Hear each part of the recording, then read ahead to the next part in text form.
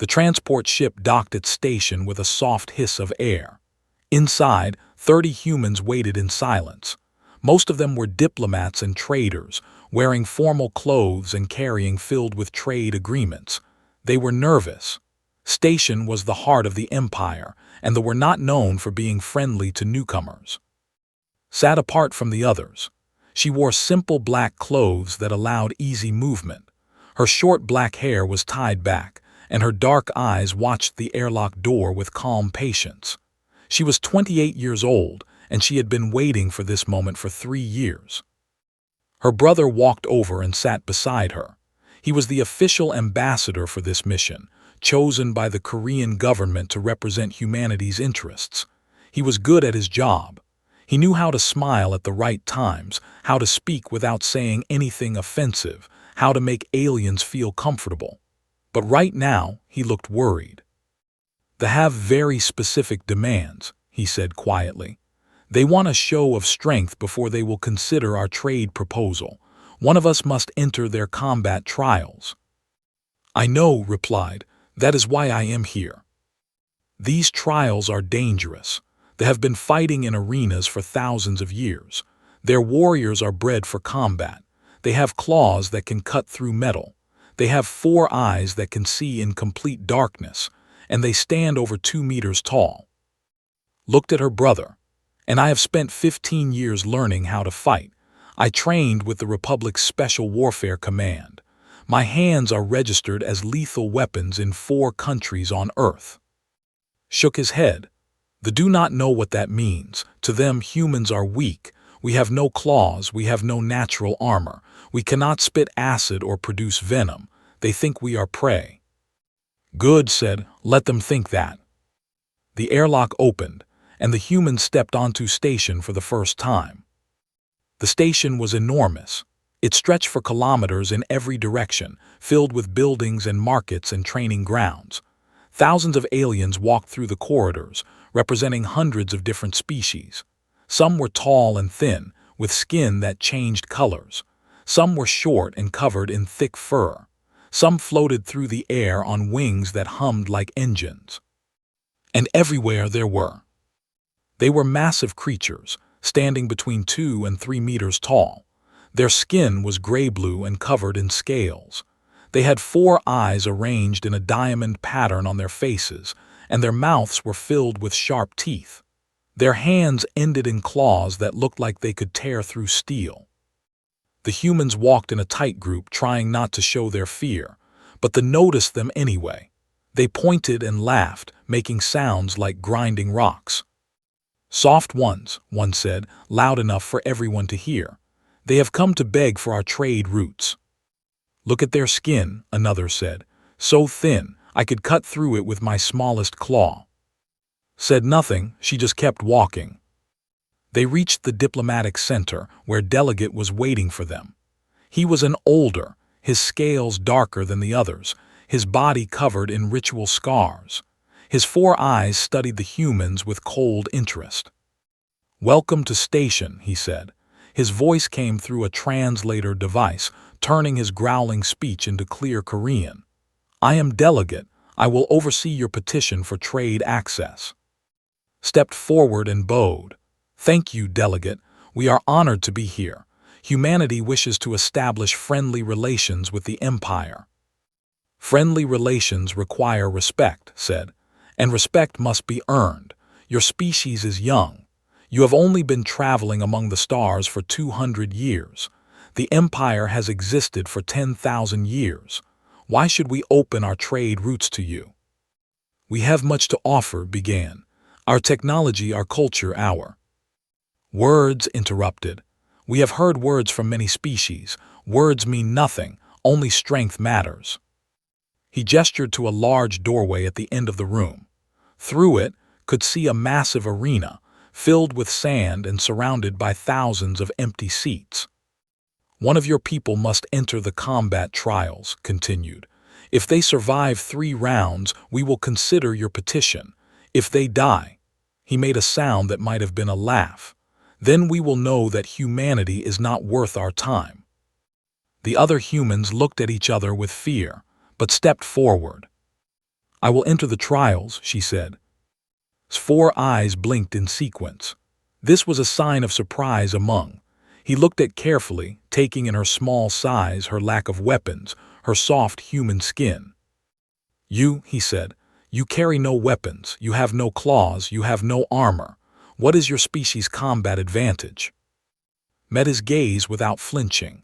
Endurance, adaptability, and a very long memory for violence. Stared at her for a long moment. Then he laughed, a deep clicking sound that echoed through the room. Very well, little human. The trials begin at dawn tomorrow. You will face warriors who have trained since birth. I hope your memory serves you well. He turned and walked away, still laughing. Grabbed's arm as soon as was gone. Are you insane? You saw those creatures, they are twice your size, they have claws and fangs and scales. How can you fight them? Gently removed her brother's hand. Do you know why humans never developed claws or fangs? She asked. Because we did not need them. We had tools, we had weapons. No, said, we did not develop them because we found something better. She held up her hands, turning them slowly in the light. These hands can do things that claws cannot. They can grab, they can twist, they can strike pressure points that shut down entire nervous systems. She looked toward the arena, where tomorrow she would fight for humanity's future. They think we are weak because we do not have natural weapons, she said. They do not understand. We spent 10,000 years learning how to kill each other with our bare hands. We developed martial arts that can break bones, crush organs, and stop hearts. Our bodies are weapons. The just do not know it yet. Was silent for a moment, then he nodded slowly. Show them, he said. Show them what humanity can do. Smiled. It was not a friendly smile. It was the smile of a predator that had been mistaken for prey. I intend to. The training facility beneath the arena was like nothing had ever seen.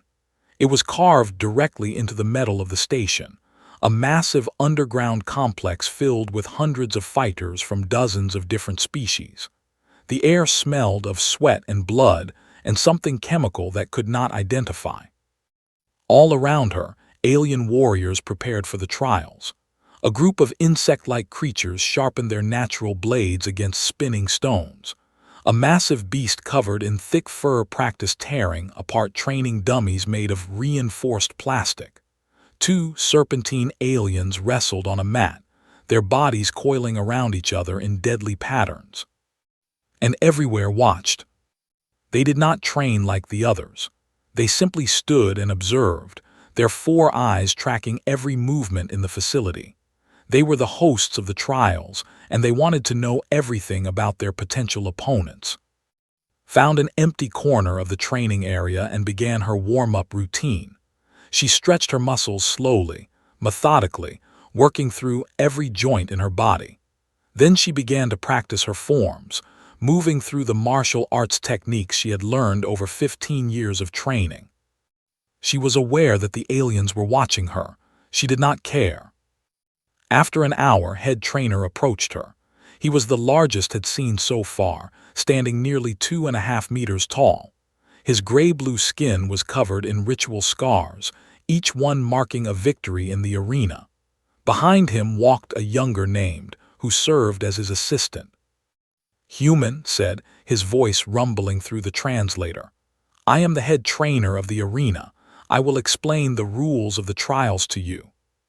Stopped her practice and faced him. She had to tilt her head back to meet his eyes. I am listening. Pulled out and began to read. The rules of the arena are absolute. No ranged weapons are allowed. No poisons or chemical agents. No technological enhancements beyond standard medical implants. He paused and looked at with something like amusement. No weapons of any kind are allowed in the ring. Only your body and your skill. Smiled. It was a small smile, but it made take a step backward. Good thing my hands qualify, she said. Tilted his head. Qualify as what? As weapons. The head trainer made a dismissive sound. Human confidence. It is amusing, but it will fade quickly when you face your first opponent. He looked at his again. You have been assigned to the preliminary bracket. Your first match will be against a acid spitter. They are serpentine creatures that can spray corrosive liquid from glands in their throat. The acid can melt through most metals in seconds. Nodded, and my second match. If you survive the first, you will face a blade dancer. They have 4 arms, each capable of holding a weapon.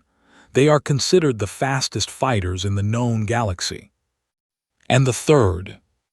His expression changed. Behind him looked away. The younger seemed uncomfortable.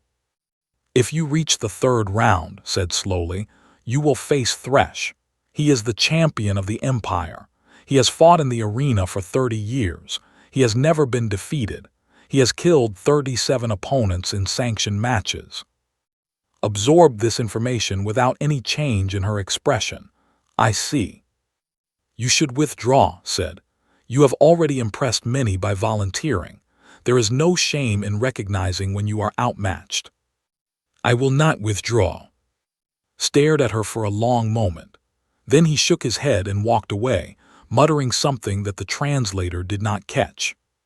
But remained. Why are you not afraid? He asked.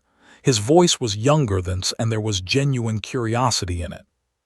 Resumed her training, moving through a series of strikes and blocks. Fear is not useful. It makes you slow. It makes you weak. But you must feel something. You are about to fight creatures that could kill you with a single blow. Stopped and looked at the young. Do you know Earth's history? Some, your species is young. You have only been traveling among the stars for 2 centuries. Before that, you were confined to a single planet. Yes, and on that single planet, we spent most of our existence fighting each other. Blinked, your own species. Our own species. We fought wars that killed millions. We developed weapons that could destroy entire cities, and when we could not use weapons, held up her hands. We learned to fight with these. She turned back to her training but continued speaking. Other species developed claws because nature gave them claws. They developed venom because nature gave them venom, but nature gave humans nothing, so we had to create our own advantages.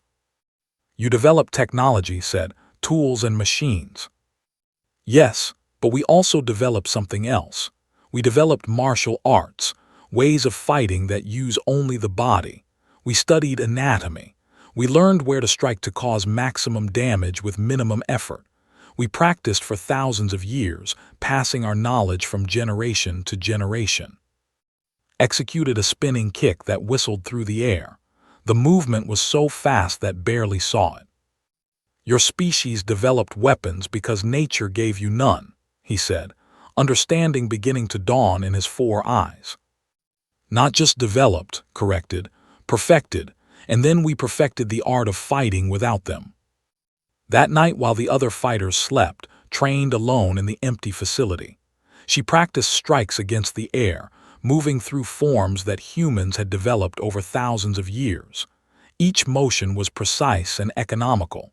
There was no wasted energy, no unnecessary movement. She practiced until her muscles burned, then she practiced more. When the first lights of the artificial dawn began to glow in the station's corridors, finally stopped, she stood in the center of the training floor, breathing slowly, her body covered in sweat. Today she would fight her first match. Today she would show the galaxy what humans could do. She looked at her hands in the growing light. They were small compared to claws, soft compared to blades, fragile compared to scales. But they had been trained by 10,000 years of human violence. They knew exactly where to strike, how hard to hit, when to grab and when to release. The aliens thought she was unarmed. They were wrong. The arena roared with the voices of 50,000 spectators.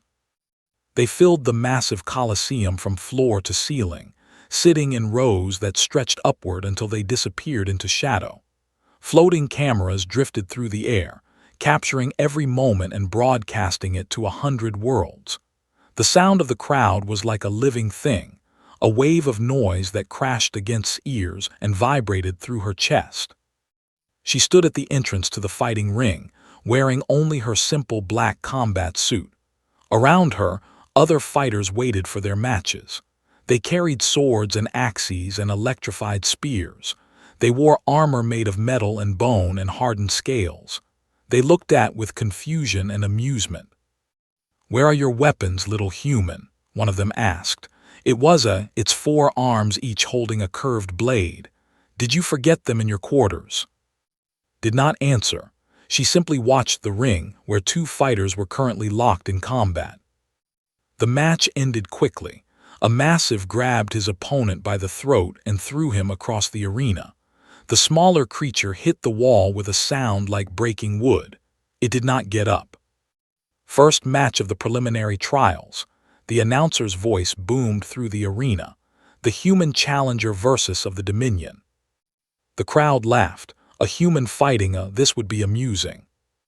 Walked into the ring. The sand beneath her feet was soft, designed to absorb blood and prevent fighters from slipping. The walls around the ring were high enough to prevent escape, but low enough for the crowd to see everything. In the center of the ring, her opponent waited. Was an acid spitter. Its body was serpentine, nearly 4 meters long, covered in scales that shimmered with toxic colors. Its head was triangular, with 3 eyes arranged in a row and a mouth that could open wide enough to swallow a human whole.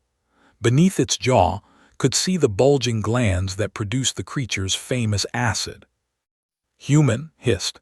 The translator made its voice sound like steam escaping from a pipe. "I will melt the flesh from your bones and wear your skeleton as a trophy." Said nothing. She dropped into her fighting stance, her weight balanced evenly on both feet, her hands raised and open. The announcer's voice echoed through the arena. "Begin." Attacked immediately. Its jaw opened wide and a stream of green acid sprayed towards face. She was not there. The crowd gasped. The human had moved faster than their eyes could track, rolling to the side and sprinting toward her opponent in a single fluid motion. Tried to turn to bring its fangs to bear, but was already inside its guard. She struck with her palm, hitting the soft tissue beneath the creature's jaw.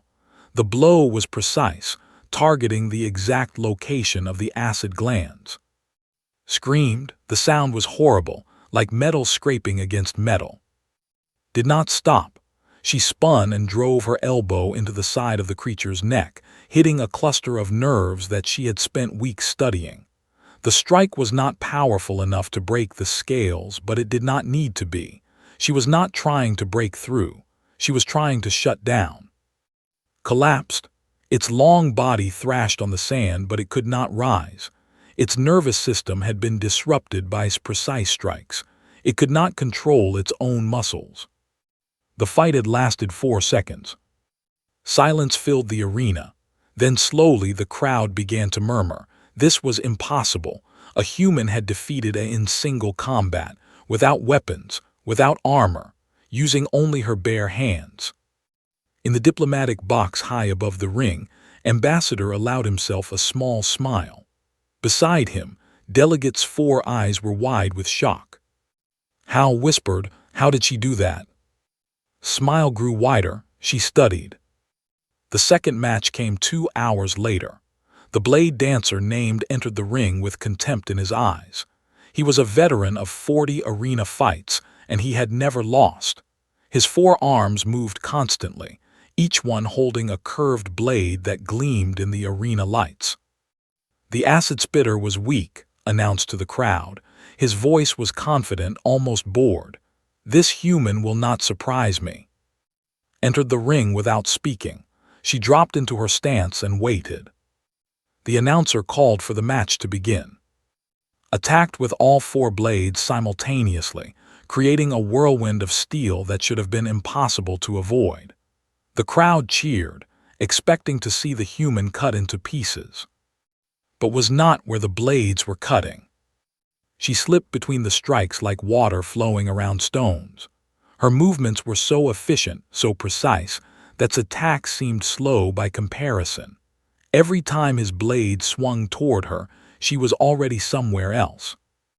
Grew frustrated. He attacked faster, harder, using techniques that had killed dozens of opponents. But the human kept evading. She seemed to know where his blades would be before he swung them. Then she struck. Whence momentum carried him past her, attacked his unprotected back.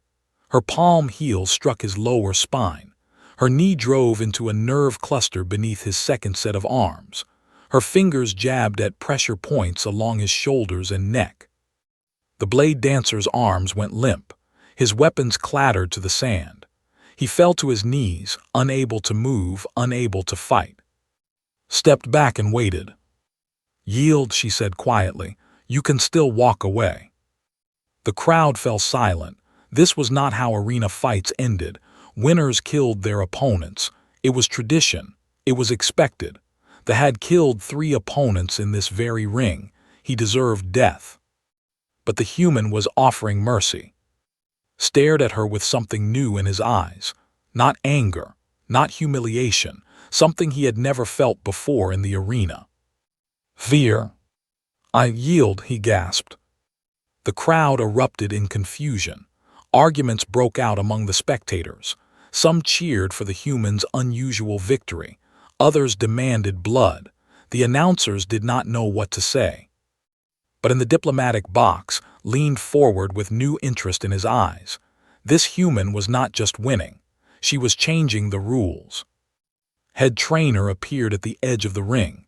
His expression was unreadable, but his 4 eyes were fixed on. "You have passed 2 rounds," he said. "Tomorrow you will face Thresh." Nodded. She was not breathing hard. She was not injured. She looked like she had been taking a walk, not fighting for her life. "I will be ready," she said. Studied her for a long moment. Then he said something that surprised everyone who heard it. "I believe you will be." Thresh was more than a fighter. He was a legend. Every child grew up hearing stories about his victories. His face was carved into monuments across the empire. His fighting techniques were studied in military academies on 100 worlds. For 30 years, he had dominated the arena, defeating every opponent who dared to challenge him. He stood 2.5 meters tall, his body thick with muscle built over decades of combat. Unlike his scales had been hardened through genetic enhancement. This was legal under arena rules, and it made his hide nearly impossible to penetrate. Blades bounced off his skin. Claws could not scratch him. He was a living fortress. On his body, he wore the ceremonial scars of 100 victories. Each scar represented an opponent he had defeated. 37 of those scars were darker than the others. They represented kills. The night before their match, Thresh visited quarters. She was sitting on the floor when he entered, her legs crossed, her eyes closed. She was meditating, preparing her mind for the battle ahead. When the door opened, she did not move.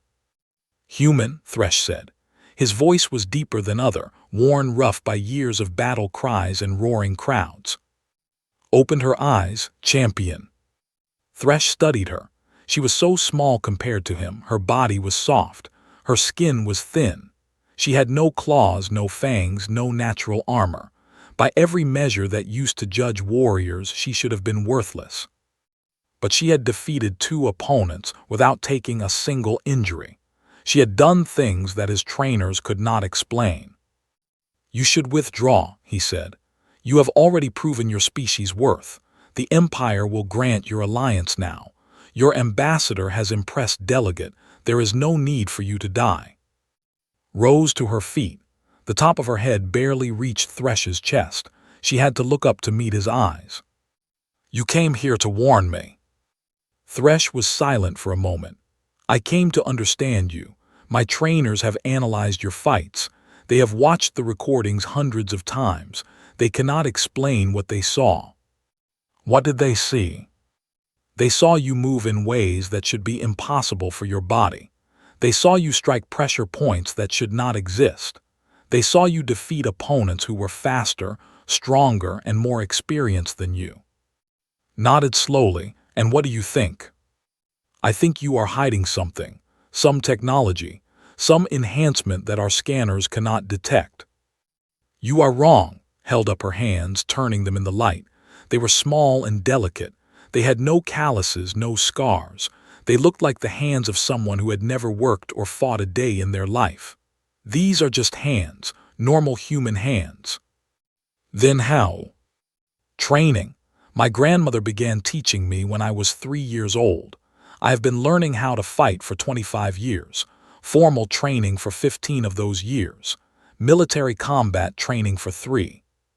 Thresh processed this information. In culture, warriors began their training at age 10. This human had been fighting longer than most of his opponents had been alive. "Why do you not kill?" he asked. This question had been bothering him since he watched her fight. Every warrior in the arena killed when they had the chance. It was tradition. It was expected. But this human had offered mercy twice. "Because I do not need to," said. "The arena demands blood. The arena demands victory. Killing is just the easiest path to victory for most species. Humans learned a long time ago that broken enemies are more useful than dead ones." Thresh tilted his head. "You break your enemies. We break their ability to fight, their will to resist, their belief that they can win." Met his gaze steadily. "Death is final, but defeat can last forever." The champion studied her for a long moment. In 30 years of fighting, he had never met an opponent like this. She was not afraid of him. She was not trying to intimidate him. She was simply stating facts, as calmly as if she were discussing the weather. "You are not what we expected," he said finally. "No," agreed, "humans never are." The next morning, the arena was filled beyond its capacity. Word had spread across the entire sector about the human fighter who had defeated 2 opponents without weapons or armor. Ships had traveled from distant systems just to witness this match. Cameras from 1,000 news networks hovered above the ring. Thresh entered first, and the crowd roared his name. The sound was deafening, a wave of noise that shook the entire station. He raised his fists in salute, and the spectators stomped their feet so hard that the arena trembled. Then entered. Silence fell like a blade. She walked to the center of the ring without hurrying, her steps light on the sand. She wore the same simple black combat suit she had worn in her previous fights. She carried no weapons. She wore no armor. She looked impossibly small in the vast arena, surrounded by screaming aliens and floating cameras. But she did not look afraid. Head trainer stepped into the ring. His expression was serious. "This is the final match of the preliminary trials," he announced. His voice echoed through the arena. "Champion Thresh of the Empire against the human challenger of Earth." He paused, looking at with something that might have been respect. "No weapons allowed." Cracked her knuckles. The sound was small in the vast arena, but somehow it carried to every spectator. "Stepped back, begin." Thresh attacked with the force of a colliding starship. His massive fist swung in arcs that could shatter stone. He was faster than his size suggested, faster than any had studied. But she was faster. She slipped his first strike by centimeters. She ducked his second and felt the wind of it pass over her head. His third punch hit nothing but air. Then she struck. Her palm hit his solar plexus. The blow was not hard enough to hurt him through his enhanced scales. She knew that. She was not trying to damage him. She was trying to disrupt. Thresh stumbled, his rhythm broken. He had never felt a strike like that before. It was like someone had reached inside his chest and squeezed his lungs. Before he could recover was moving. A roundhouse kick to his knee, an elbow to the nerve cluster under his arm, a precise finger strike to the pressure point behind his ear. Each blow was small. Each blow was precise. Each blow targeted a weakness in his defenses that he did not know he had. Thresh swung wildly and let him. Every attack he made used energy.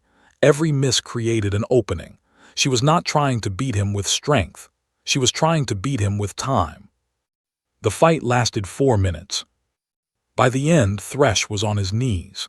His enhanced scales were unmarked, had not even tried to break through them.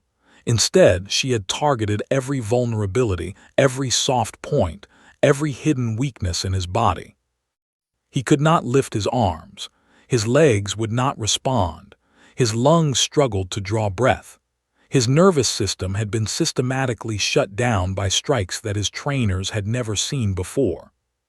Stood before him, breathing slowly. She was not injured. She was not tired. "Yield," she said.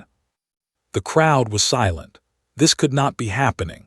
Their champion, their undefeated hero, was kneeling before an unarmed human. Thresh looked up at her. His 4 eyes held no shame, no anger, only wonder. "What are you?" he gasped. Did not smile. Her voice was calm, almost gentle. "I am human. My species spent 10,000 years learning how to kill each other with our bare hands." She extended her hand toward him. "Lucky for you, we also learned when to stop." Thresh stared at her hand. Then slowly he reached up and took it. "I yield," he announced. His voice echoed through the silent arena. And then the silence shattered into chaos. The diplomatic negotiations concluded 3 days after his victory in the arena. The Empire granted humanity full access to the outer trade routes. They removed the tariffs that had blocked human merchants for decades. They opened their ports to human ships and their markets to human goods. It was the most favorable trade agreement any young species had ever received from the Empire. But that was not all. Delegates stood before the assembled diplomats and made an announcement that shocked everyone in the room. "The Empire requests a cultural exchange program with Earth," he said. His 4 eyes were fixed on who stood beside her brother in the human delegation. "Specifically, we wish to learn about your species' combat techniques." Ambassador blinked in surprise. "You want to learn from us?" "Your representative demonstrated abilities that our analysts cannot explain. She defeated our champion using no weapons, no technology, no physical advantages. She used only knowledge." Paused. "The Empire values strength, but we also value wisdom. Your species has wisdom that we did not know existed." The negotiations continued for several more hours.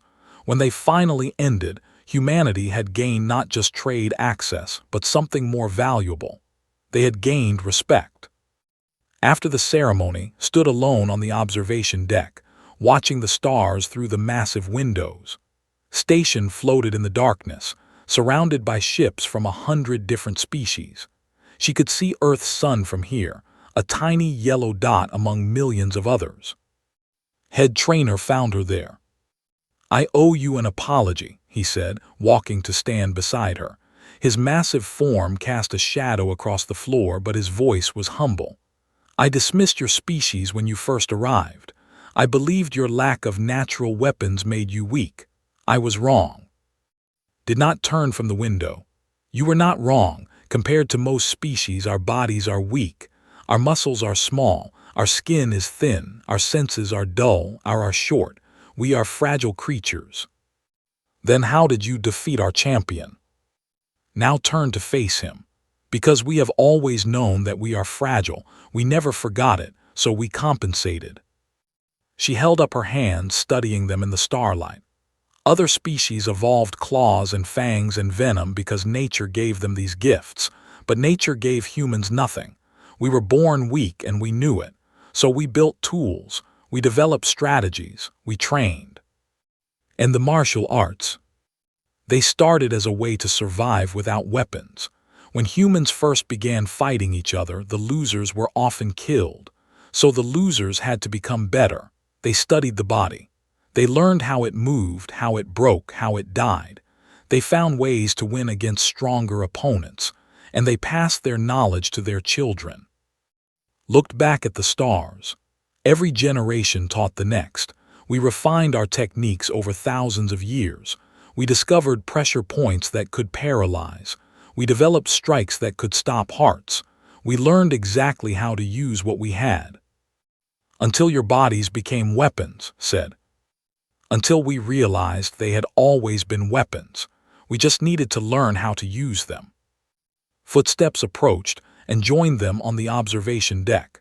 The young's eyes were bright with curiosity. "Will you teach us?" he asked. "Will you teach the Empire what you know?" Considered the question. On Earth, martial arts had been closely guarded secrets for centuries. Families passed techniques from parent to child. Masters chose their students carefully. Knowledge was power, and power was not shared lightly.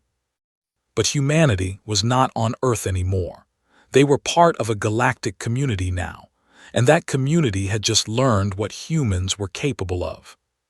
"We will teach anyone who wants to learn," said finally. "That is what humans do. We share our knowledge, we adapt to new situations, we get better." Heavy footsteps echoed through the corridor and Thresh appeared. He moved slowly, still recovering from their fight, but he moved under his own power. His pride was intact. Perhaps it was even enhanced by his graceful acceptance of defeat. "There is a phrase I have heard humans use," he said. "I did not understand it until now. Weighted. The pen is mightier than the sword." Thresh tilted his head. "But your hands, they are mightier than both." For the first time since arriving on station, smiled. It was a genuine smile, warm and real. "We have another saying," she replied. "Walk softly and carry a big stick." "But you carry no stick." "No," held up her hands, turning them slowly in the starlight. "We do not need one." Arrived then, carrying a filled with the final trade agreements. He stopped when he saw his sister surrounded by, speaking with them as equals. This was what humanity had needed. Not just trade routes, not just economic opportunities. They needed respect. They needed the galaxy to see them as more than soft, fragile creatures who had stumbled into space by accident. Had given them that. "The transport leaves in 3 hours," said. "We should prepare." Nodded and began to walk toward the door, but she stopped when Thresh called out to her. "Human," he spoke her name carefully as if tasting it. "We will meet again in the arena someday. Perhaps. Next time I will be ready for you." Looked back at the massive champion. He was still the greatest warrior the Empire had ever produced.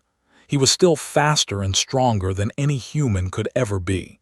But he had been defeated by knowledge that he did not possess.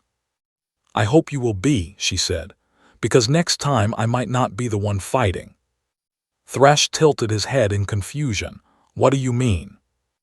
"I am one human," explained. "On Earth, there are 10 billion more. And while not all of them train as I do, millions of them have spent their lives mastering the same arts. We have centuries of teachers waiting to share their knowledge." She turned and walked through the door, leaving them to consider her words. The galaxy had always measured strength by claws and fangs, by venom and armor, by natural weapons and genetic advantages. They had never encountered a species that had been born without any of these things. They had never met creatures who had been forced to create their own advantages from nothing. Humanity's greatest weapon was never technology. It was never diplomacy. It was never luck. It was 10,000 years of refusing to accept weakness. 10,000 years of adapting, learning, and improving. 10,000 years of turning the fragile human body into something that could defeat creatures twice its size. The aliens had called humans soft. They had called them weak. They had laughed at their lack of natural weapons. They were not laughing anymore. And somewhere in the stars, on a small blue planet circling an ordinary yellow sun, 10 billion humans continued to train. They practiced strikes and blocks and throws. They taught their children what their parents had taught them. They refined techniques that had been developed when their ancestors still lived in caves. They were preparing. Not for war, not for conquest, but for the day when the galaxy would need to learn what humans had always known. That the greatest weapon is not the claw or the fang. It is the mind that refuses to surrender. And the hands that learn to fight when nature gave them nothing else.